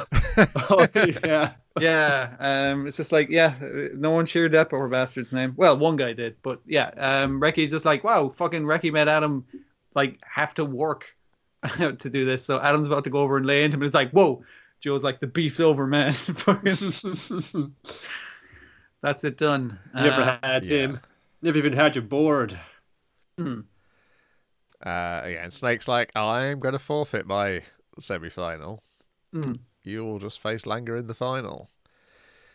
Because he sees Reki laughing and saying how much fun skateboarding is, and he flashes back to Adam in younger, he was teaching him how to days. skate in a pool, and it was just like, he also bailed and had fun. It was just like, it's fine. That's the thing that brought him into skateboarding, but he has a twisted sense of love. So and now we get to see the bail in the end credits. Yeah. Now that he's been not humanized but shown to be fallible, I suppose. Yeah. There's a freedom of information request by an intrepid viewer. Now we can enjoy the bounty. Yeah, cracking series. One more episode. Mm. Our Infinity. Yeah. Sorry about troubles. Just, I think we're seeing the hard work that they're putting in up there. So I think, it's not the way it should be made where people are going to this level of grief over it. But, we should at least appreciate their efforts and, make sure it gets watched and gets out. Just maybe like they can get something out of it in the end that will make that worthwhile. Mm-hmm. And then we've got Dragon Quest, The Adventure of Dai, episode 25, The Terrifying Draconic Aura. More cool fights. Yes. I watched this battle roll with Jujutsu Kaisen. It was almost too much. Nice. So we've got Crocodile versus Baron. First off, which results with Crocodile getting a broken arm, and you think, oh, he's also had his eyes cut out. But... I blew his fucking brains out initially. His forehead beamed right through his skull. But it was just like, well, you only have one eye, so only have to like remove your other eye, and you're useless for fighting. I've still got my left arm and my inner eye pop. You're the one who cleaned my inner eye pop for the fight we had. You showed me what it meant. You stood up to me even though you didn't stand a chance, and that's what I'm fucking doing. Because I want to be a man like you, Pop. You don't have to do it alone, Crocodile. I'll stand beside you. We can both die here. Did someone say die? Because Leona's fished him out of the lake. And giving him a full heal. He's ready to go. His dragon mark is ready. Yes. That's all good. Yeah, also at this point, Baron's foolishly explained exactly what his weakness is. Because he had to take Crocodile down quickly because he was like, I'm protected by this aura, but it's not fully protected. So somebody with a stronger aura, such as Crocodile, might be able to pierce it. He might be able to bring it up enough to pierce it, but at the moment I'm... Like, I've resistance to bludgeoning, piercing, and slashing damage, and all magic damage. And I was just like, fuck you, dude. There's so much D&D in this, as well. It's like then he performs a level drain. Fucking bullshit. Yeah. Cheap stuff from Baron. They attack him together, and that makes a chink in the draconic aura that causes him to bleed, and he's shocked. I do like the comment, he bleeds just like us. Bleeds red, and it's like, how fucking dare you say that I bleed just like you. Ooh, I'm so cross. My eyeball is literally gushing a torrent of blood right now. Yes. I can't see you, and if I could, I'd... Now I realise it is the power of his friends which is making him more dangerous.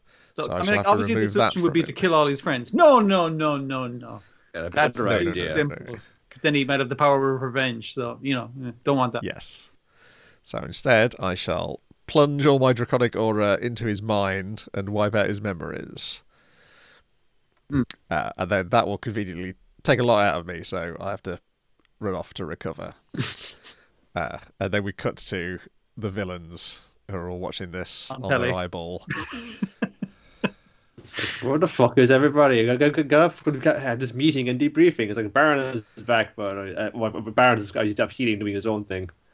And they're kind of like, he did run from that fight, but your man's going like, this was ingenious. And I am playing on this conveniently placed chessboard. He was like sitting there all day waiting for someone to say something like that. Check it out, checkmate. Yeah. It was a good move. It was a good move, is what I'm saying. Kilver and all that. You got the ziggers this week. So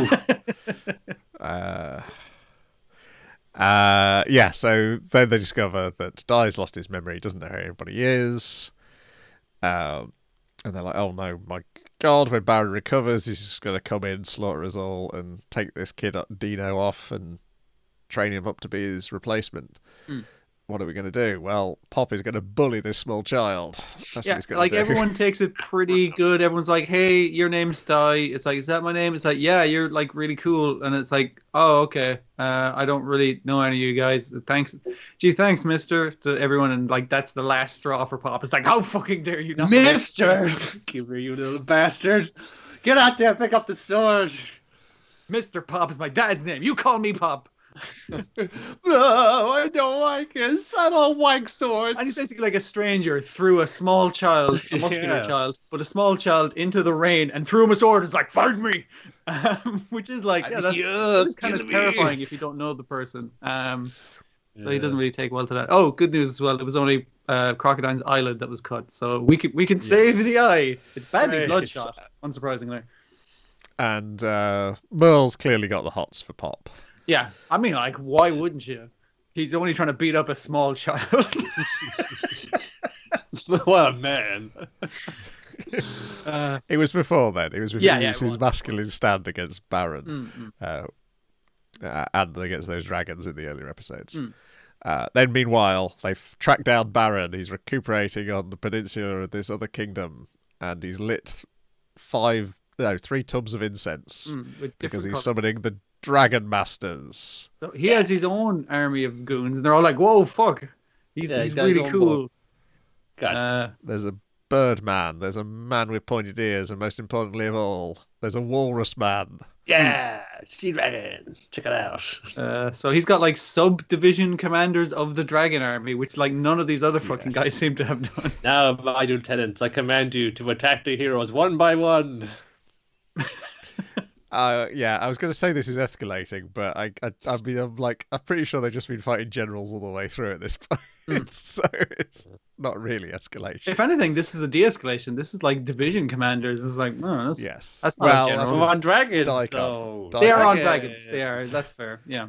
Yeah, I'm always wondering at this point if Hadler's going to try to help Die, just to get a Baron. Well, it's his job. I'll lose my job. I do want this kid dead, but I don't want to lose my job. No. I believe this is where the original adaptation had got to. Really? At this point, yeah. I'm surprised it didn't get picked up because I was like, oh, well, I guess if it was going at a slower pace as well. Because this seems like constant go, go, go. Yeah. Yeah. It's fun. Memory erased. No, that one said even more bad. That's a real fun downer of an ending. Yeah, to Deep One. Yes, it does sound like that.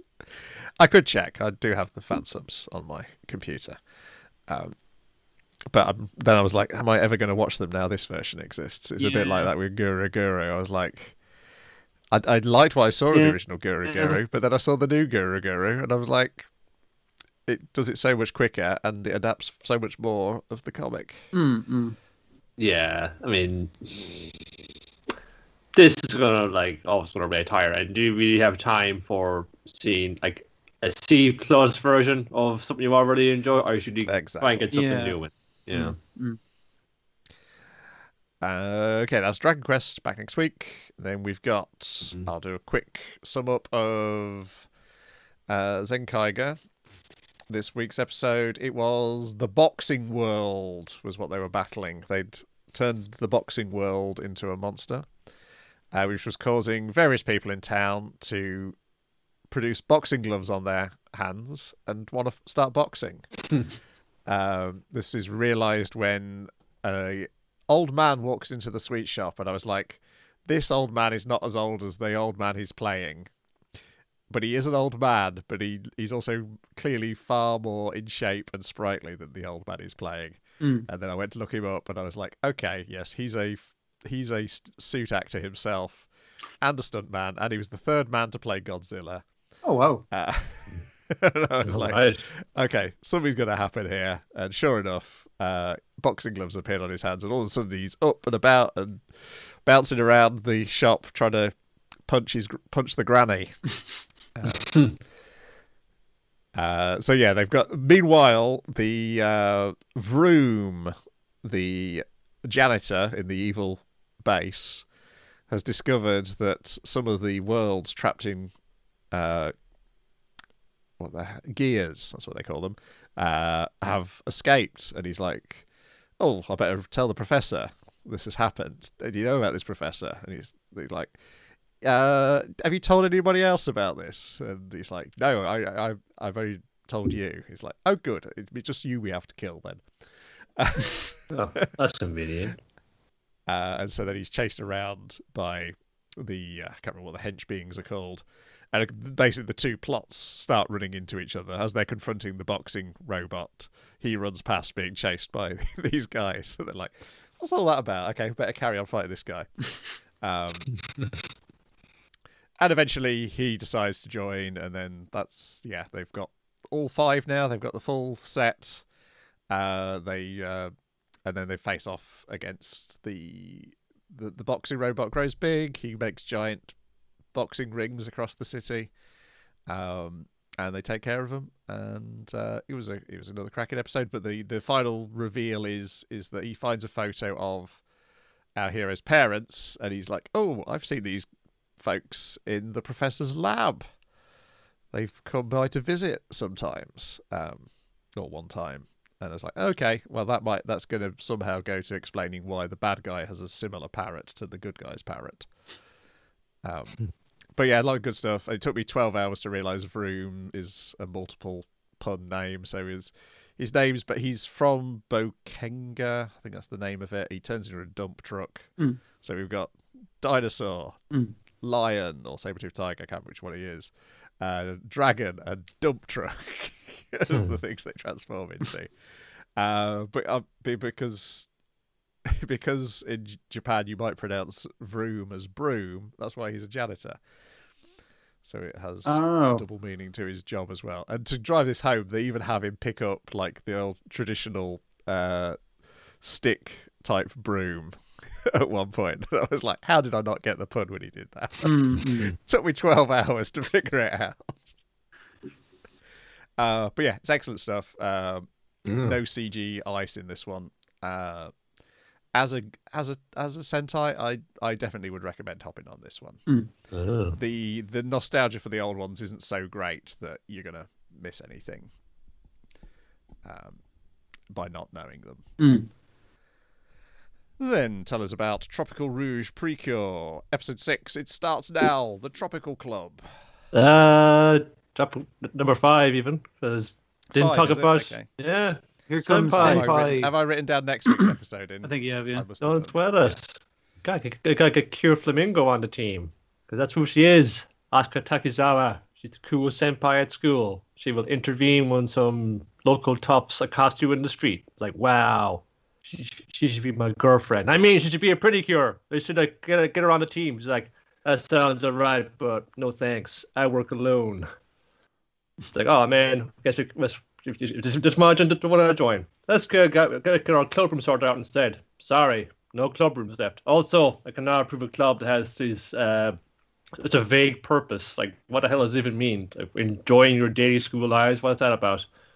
Asuka's just passing by as the student council secretary was just saying that. It's like, no club room, man. Well, who says that? And it's clear some like something unspoken, little unresolved between these two.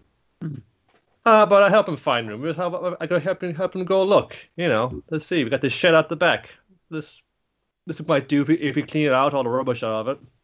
It helps him tidy it out. All the junk in it, rubbish bags. It seems to be like the big Tanuki statue that might have been belonging to a restaurant. You got to bring it all down to the recycling center. It's just like, oh yeah. And she seems like an always kind of cool, distant one, but you know, you kind of warming up to them. But I kind of like what they do, where they kind of have this suggestion of this personal difficulty that they're going through, but they don't not fall out right away. Just kind of pick up little things like here and on. That's something come back to them again. Inevitably, while bringing the gear down to the recycling center, Monster shows up, and I guess the recycling center as well. All of the like weird accoutrements from like a family restaurant go, because there's a big totem pole there. So now it's going to be a totem pole monster. It was actually one of the better ones I've had so far, because it splits into the 4 heads and it flies around shooting laser eye beams and stuff like that. So 3 pretty cures, not enough for the job. So Asuka, even though she says I work alone, you would only slow me down. She can't help but intervene. She's got to help out her new little friends. It's like, yeah, you got this up. Give me my badge and my gun. I'll take care of this. It's like, I'll become Cure Flamingo, aka Cure Impact Frame, because I'm gonna do all of that, all the special effects for this. You get a nice little sequence where you got, like, you know, to split up, you got to knock the totem pole all together and then take it out in one fell swoop. Ka-chow. It's like, yeah, all right. We filled out the roster. We got a cool senpai. We got a clubhouse room. Just got to,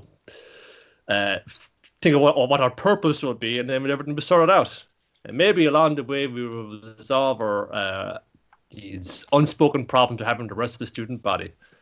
But, got the whole roster out there. It seems pretty good. Kind of like looking forward to see where they go with this, and we'll see if the villains get some motivation as well to make some better monsters. Remains to be seen. But she's a good addition as well.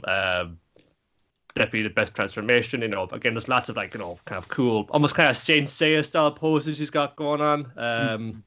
We like a little addition to it. So let's get them out there and punching monsters sometime very, very soon. It's I think it's kind of up a little bit of a gear this time. She's a good addition to it. And I think, see how it goes when they actually do set up a club. Akitara Daiichi storyboards this week. That's why. Yeah, there's lots of fun little things when they were cleaning out the club, the shed was going to be the clubhouse room. The Sango's going, "I'll help you lift that." And it's such kind of the face of exertion she's making, and she's trying to lift up this big heavy statue with a carted out. And she's kind of left holding it there for minutes at a time while they're having a conversation. It's like, I gotta get this thing out the door, please. I'm really, really heavy. So again, the kind of common things surrounding it, whatever shortcomings currently are in the monster design, are kind of made up for with the rest of the body of the episode. So I think it evens out ultimately. Look forward. Then finally, we've got Kimono Jihen, episode 12, Kimono Incidents. Or Kimono Jihen. Or Kimono Jihen. That's what Kimono Jihen means. Wow, what a big reveal. So, first part is the fight between Yui and Nobu Maru and Kabale when he shows up. And,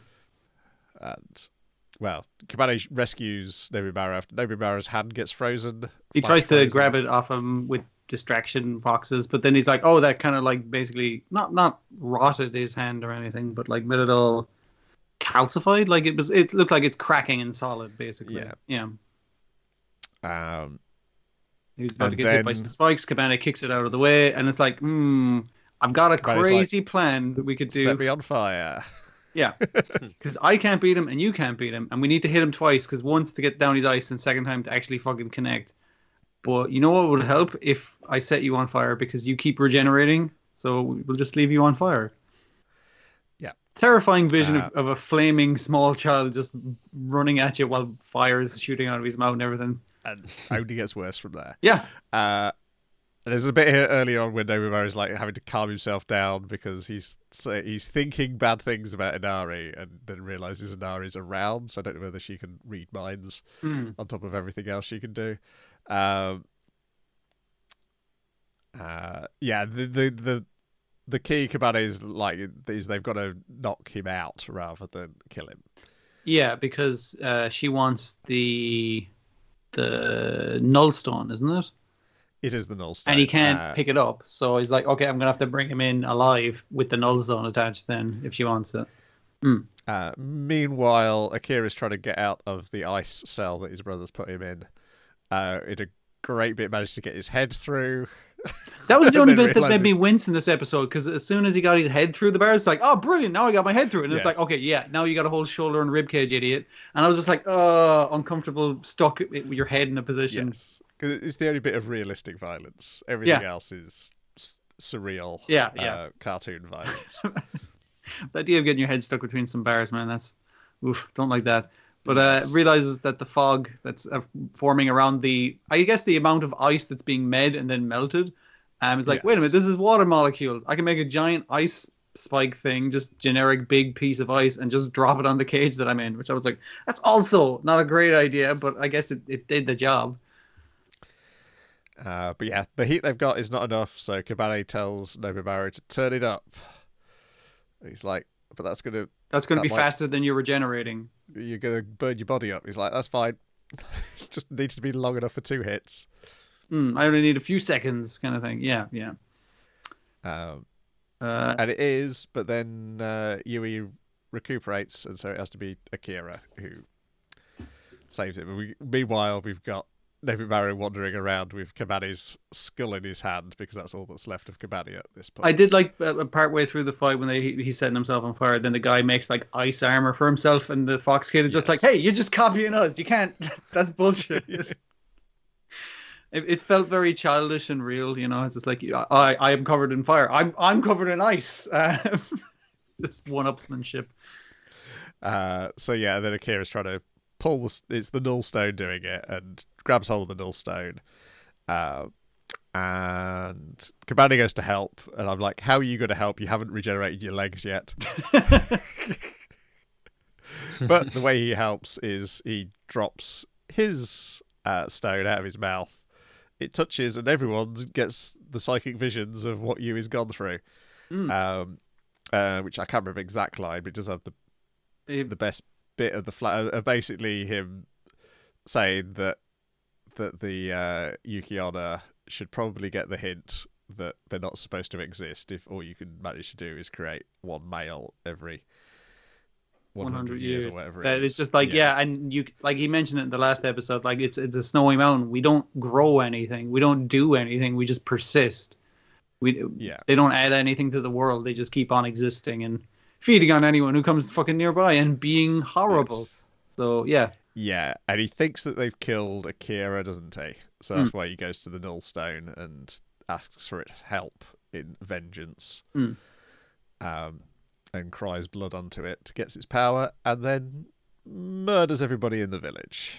Yeah, I'm not even sure if it wasn't 100% if he murdered everyone, or by taking away the Null Stone, it's not going to be a snowy mountain anymore, and therefore they'll just fucking die. Regardless, everyone there is dead. Clearer in the comic, it may be clearer in the comic. But yeah, everyone in that village is fucking dead. But like part of it is like, oh, the Null Stone took me over and took the way he was raised is like, I must protect Akira, and the only way I know how to protect someone is to lock them the fuck up. Yes, it's taken his feelings and his trauma, and like his will is still there, but it's kind of like twisted, basically. Yes, he's become super overprotective. But in the two stones touching, they pull it out, but then they've merged into one lumpen mess. And then Inari shows up and says, "Oh, what's this? What's happened here?" And then Inugami shows up and says, "Give that back to Kabane." Yeah, because she's like, technically it's fused with the Null Stone, so half of that belongs to someone else. It's like, yeah, but half of that belongs to Kabane, so fuck off. Yes. Also, his point is like the village isn't there anymore, so the people it belongs to, there's nobody it belongs to anymore. So 50% owns is Kabane owned, 50% is dead people owned, so that's Kabane owned. Yeah. So they take the brother to the hospital. Sorry, the veterinary surgeon. The bill is outrageous. The best medical care we're willing to afford. Which is basically Shiki's sister at this point. Yeah. And then Kabane still thinks Akira doesn't like him based on the pretend fight they had in the previous episode. Akira has to explain he was doing that just to protect them, and then Kabane is so happy that they both start dancing round and round in the hospital corridor and then get shouted at for that's not the way you behave. Like, it was great him being awkward waiting outside the room. Was like, I want to go in but I can't go in. And it's like, and then like him going like, hooray like a robot might do was pretty fucking great. Yeah, good stuff. And they talk with the brother. They convince him to let go of his guilt to a degree. You get like, dude, stop taking it all on yourself. That's kind of what led you to this entire fucking shit. And then we get the explanation of the Kimono Incident. The Kimono Incident? The Kimono Incident, 1,000 years ago. I guess, yeah. Yes, 1,000 years ago, something happened between man and kimonos, and the kimonos decided, well, we've got to start living our lives in a different way so we don't enrage each other and mankind. And so the heads of the various clans were given these stones. And so that means that there's a good chance that one of Kabale's parents was the head of this clan, and then someone does point out, or they just found it. Inagami says it's like they might have been given it or just fucking found it. Because obviously from our Ice Kid's point of view, it's like, yeah, your parents must have been like the prestigious heads of a family with access to the stone, and he's just kind of like, they might have just fucking found it somewhere. I don't fucking know. Which is true, but and the stones were like basically power ups, was it? Not power ups. Yeah, something like. There's like ones for each the different types of kimono. Each has got one. Yeah, so in theory. In 1,000 years ago, it was like a war between the kimonos and humanity, but kimonos aren't like a monolithic group. There are lots of different kinds of monsters. So this was a power up to give them to go like, okay, we are going to keep ourselves in line and other monsters in line. And this is a way to, like, one person could enact that, basically. It's described pretty much as mutually assured destruction, isn't it? Yeah, if everyone has one of these weapons, then we can go to war again. Which is, that's a bad idea, but seems to have worked for them for at least 1,000 years now, so, yeah. Also, they made humans forget that they exist. It's like, wait a minute, doesn't that mean humans fought a war with us and remember us? It's like, no, we wiped their memories as well, because it's bad. One of the things that we stop kimonos doing is letting humans know we exist. That's bad. It now makes Inari's behaviour even more suspicious than he was before. Mm-hmm. But he also gives our heroes a clue to follow up. They can now travel the country, finding all these kimono tribes and seeing if they know anything about Kabale's father or mother, because we don't know which way. Because presumably the guys with the stones would keep tabs on the other guys with the stones. Yeah. Yes. And so we can finally start the story of Kimono Jihen.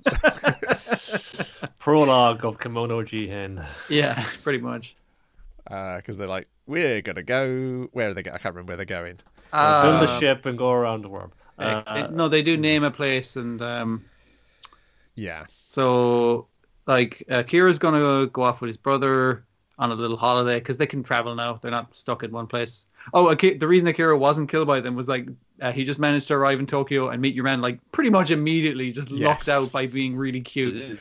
Well, no, he found a couple found him, yes, because he's super cute, and then they found Inugami, and he was. So it turns out really cute is a great defense mechanism. So yeah, he's going to go off on a holiday with his brother. Shigi's going to stick around because he has shit to do. He doesn't say what, but I presume it's something to do with the family. And I assume he has something to do, with the story. But he says, I will help you out when you're back, Kabale. Like, I'm not leaving you in the lurch or anything. Just can't help you out right now. It's just Inugami and Kabale until Inari gives Nobu some new orders. You need to go and speak to Kon and get her to convince Kabale to give Inari the stone. Khan's really excited. It's like, oh shit, I got orders. That's fantastic. And he's like, get back the fuck up. Okay, calm down. I was like, get the stone off Kabale. Don't take it off him. Definitely don't take it off him. Get him to give it to you. That's your orders. Like, yes. Did you get in there? He's heading this place. We want you to follow him. So stick to him like glue and be his best friend and get that stone off him.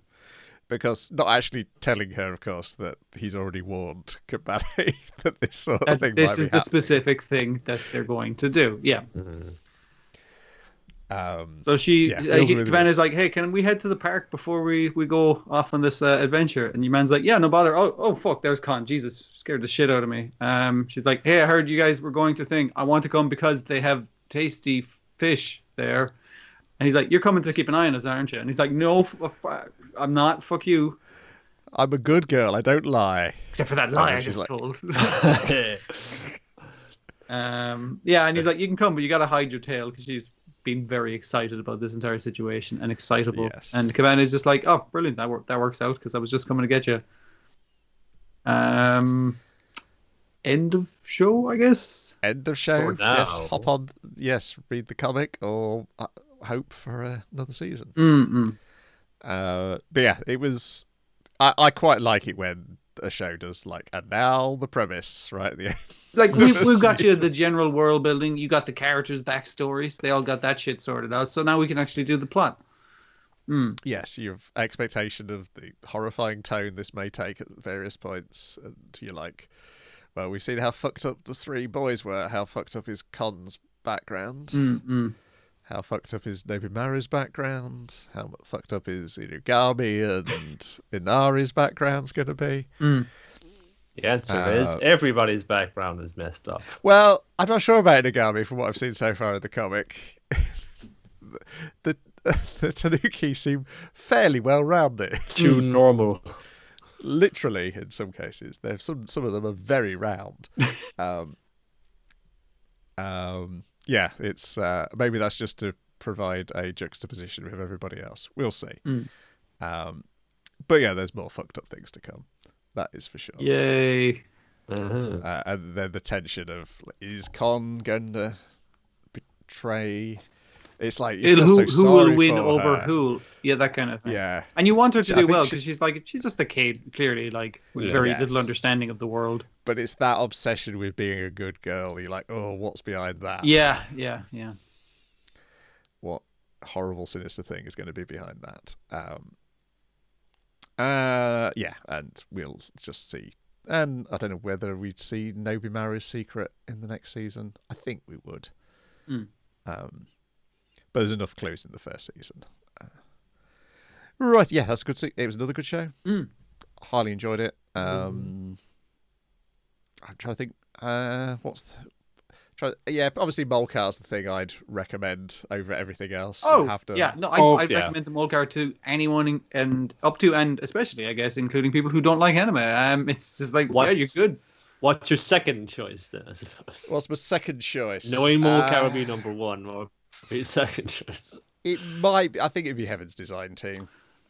Again, I feel like you could recommend that to a lot of people who aren't into anime.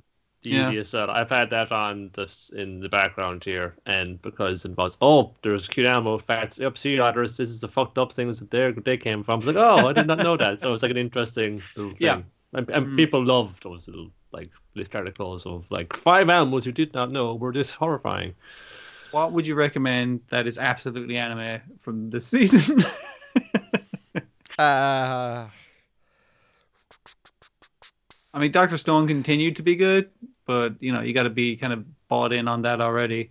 That also tricks you into learning. But it does. It has this like heart story behind it as well, and what science means beyond what it explains. I think the thing which you'd have the most success recommending is probably still Dragon Quest. And like it's what you kind of expect good anime to be, and I do not mean that as an insult because that could be an insult in something else. Yeah, sure. Yeah, people went to anime because they didn't like seeing the limited repeated animation all the time, and the Dragon Quest was just like that solid production you could always rely on. It certainly had its like spectacular highs, but even its base running level was still like this solid level of quality. All the way through. Now they had good run up on it as well. So getting more Dragon Quest games are coming out widely. Always are more conscious of that it's an entity as well. That's true. So, you can just say, oh yeah, it's also a video game series. Oh yeah, cool. Because that's what, as I have learned from putting together panels, is that people sure love video games a lot more than they love the thing they probably pay to go to the event for. But that's another story. But yeah, I'd probably, because I'm a monster, recommend Back Arrow. Because if you can get a few episodes in, if they can watch a few episodes, I feel like it could get its hooks in pretty easy. And just the amount of turns where you're like, wait, what? It's like, yeah. I think it's a thing where it's like, if you could I think the first episode, if you can't deal with the crazy cowboy outfits in the first episode. And the naked man, the entire episode. And the naked man, yes. Yeah. I think it's a first episode tell. But yeah, it's a good tester. I still think the hardest to recommend is VLADLOVE because it feels like specifically for middle-aged men. You have to know what sort of bullshit you're going to expect from this dude coming in, and you either want you some of that or not. It's not going to change. It's not going to transmute to meet your expectations. This is the way it's going to be. But of course, the main thing I'd recommend is coming back next week for another episode of Let's Go. Oh! Will it be Wednesday, Niall? Say it'll be Wednesday. It shall be so. Excellent. That gives me another day to watch all the new stuff. Some of it's jumping the gun, come out already. It's Broken Street date. Cheeky sods. Yeah. Moriarty the Patriot we've got coming up this week. Where's this Crunchyroll telling me their anime lineup? Here we go. A bunch of shit this weekend. Yeah, I think it's a terrible. There was an episode of My Hero Academia this week which we did not cover because it was filler and recap. Hello, let me talk over shit you've already seen, and remember this, all right? Now that's going to be relevant when we're starting this new season. It's like, yeah, I remember, I'm good, thank you. Please familiarize yourselves with these characters. I've no problem with those episodes. It is really useful if you're a while back from a thing, and we've watched a lot of shit in the meantime. So, but like, yeah, it's not worth going over. Like, we already talked so much of that issue 12 type stuff in the comic now, aren't they? Yeah. And so far they haven't done and I'm surprised. Like, see, Vigilantes issue blah. I'm just like fucking. They see completely other comic. Yeah. These haven't got the dates on, so I don't even think. Anyway, there'll be a whole load of new stuff next week. We'll see you then. Goodbye. Bye. Ta-ta. Where's the exit button? There we go. Out of here.